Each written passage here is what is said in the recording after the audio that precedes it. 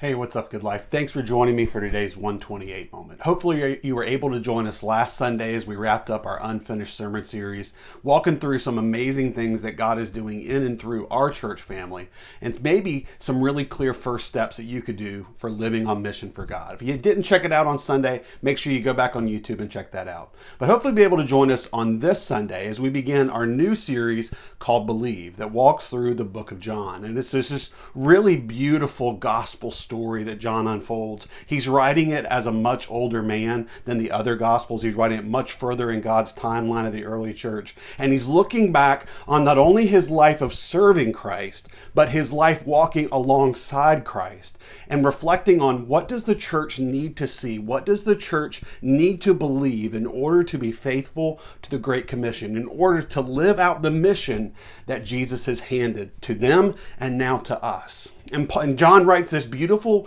picture of Christ, him teaching who he is, some beautiful factors, some beautiful truths that we need to believe. And he writes this entire book and he tells us at the end of it exactly why he wrote it. He said, I've written these things that you might believe that Jesus is the Christ. And by believing, you may have life in his name. So as you go through the book of John, there's all these red letters of Jesus talking and teaching and healing and just these really amazing scenes from his life that I think can impact our lives today.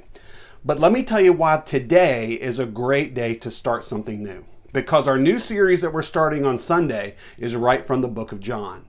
And in our Good Life Journal reading plan, we are starting the book of John today. So you have this opportunity to start something new in your life, to dive into the habit of reading God's word every single day and to do it. And it would be a preparation for what we're going to hear on Sunday morning. I'm going to tell you from personal experience, both from the rows and from the stage, that when you walk into a sermon knowing the passage is going to be taught, the Lord's already working on your heart. The Lord's already opening up your mind and opening up your eyes to the things he's going to tell you through his word. And so I encourage you to make today the day that you start something new. Grab the Good Life Journal reading plan. You can get it from our website. You can get it from the app and dive into John chapter 1 because this Sunday we're going to be diving into John chapter 1. So we'll move a little slower on Sunday mornings, but today would be a fantastic day for you to start something new, diving into God's word to see who Jesus is, because the title of our series